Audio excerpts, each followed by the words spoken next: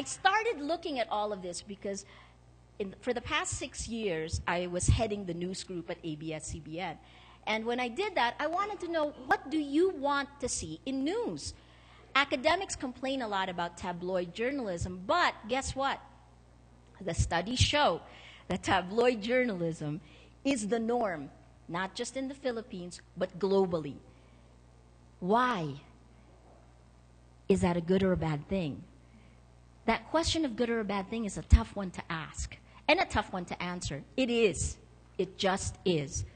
Technology, and it's not just social media, it's the fact that you have text messages. Before we were the text message capital of the world, now we're the social media capital of the world, according to ComScore, a US-based firm. So, dopamine, your technology has already kept us on an emotional high.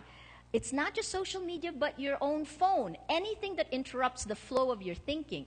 All of this flooding of dopamine in our brains has actually changed what we want from news, from the media we consume.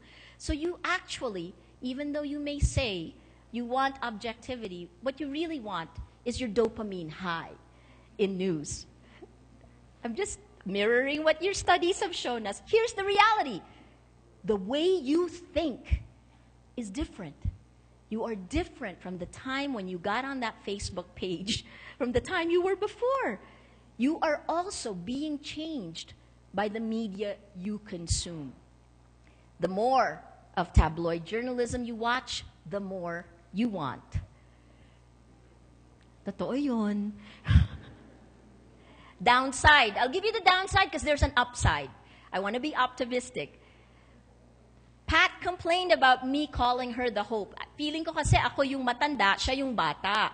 Di ba? Hope of the future, strains of the past. Hopefully not the past.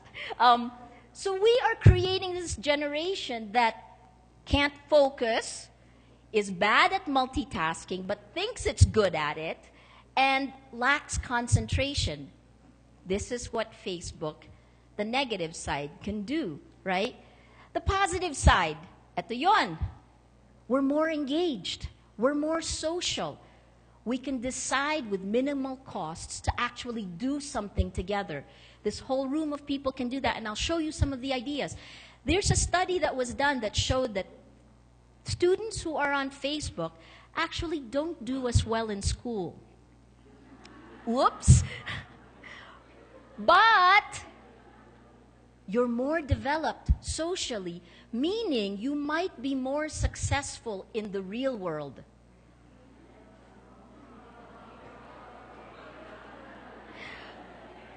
O, diba? But there's something more. Okay, so we'll start with you. But from you, we move to a group, because nothing in the world, nothing that matters can be done by one person. It always has to be done by groups, right? And for the longest period of time, the only way we could harness groups of people together were only two ways. Look at this. Scientists said that the most number of people we could hold together for any meaningful social or professional endeavor is Dunbar's number, which is 150 people. Right now, this room exceeds 150 people, right? So if we were doing a task, medyo mahihirapan tayo. That's also, by the way, the average number of friends people have on Facebook, except for Filipinos and Indonesians. You know, we are the 7th largest nation on Facebook. Indonesians are the 2nd largest nation on Facebook. So here we go. We have this. We can organize beyond 150 people. What does that mean? Well, in the past, you had to create bureaucracies, companies, governments, and that requires money. That requires organization, hierarchies, right? So that's expensive. So companies used to do it that way. Then you could also create markets. Again, something else that's expensive. In the last 6 years, this is something that happened, the third one, which is networks.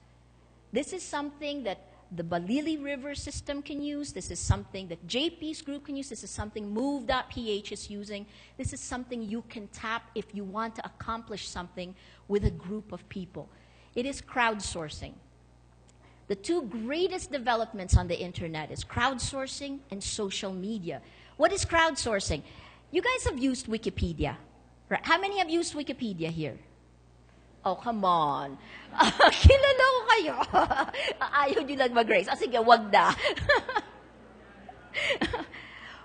Wikipedia doesn't hire reporters. It doesn't hire editors. It's just anyone, anywhere around the world who wants to go and type in a story and who wants to edit a story. And it has the same average number of errors than Encyclopedia Britannica, which actually hires a whole lot of people to do things that Wikipedia does.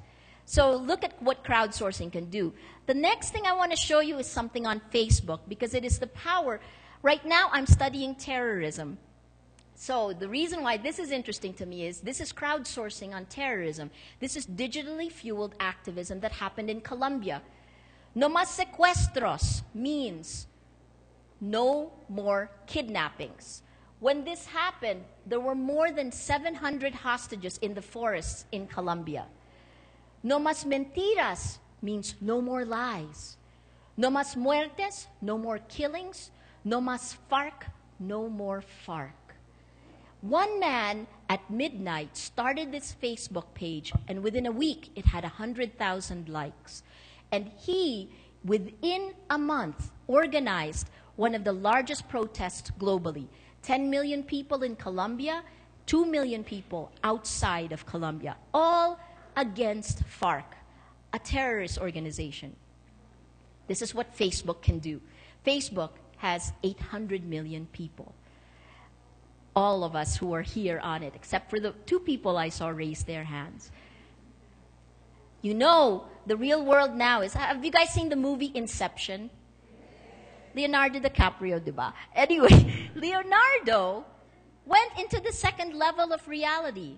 That's where Facebook is. But the second level of reality is actually yanking and recreating reality.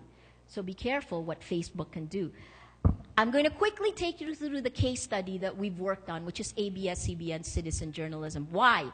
I want you to see the tactics, and I'm going to explain to you the strategies, and then show you how you might be able to harness any of it. Here are 3 main ideas. The 3 main ideas are simple, and if you're interested in reading about it, I'll give you the name and the title of some of the books.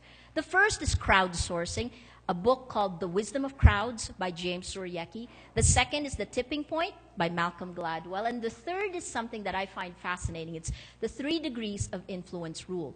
All of these ideas went into our citizen journalism program. Let me explain each of them one by one. Crowdsourcing, according to James Surowiecki, is this. Large groups of people are smarter than an elite few, no matter how brilliant, better at solving problems, fostering innovation, coming to wise decisions. Ibig sabihin, if Albert Einstein is outside, and then we take us here, and we give us a problem to solve, if we have 4 characteristics, these 4 criteria, we will come up with a better decision than the genius.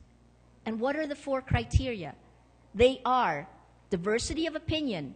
We have to have and think different things based on our own experiences. You have to harness your differences. You don't want to be like everyone else. The second is you have to be independent. Don't just say what the person next to you is saying. Say what you think.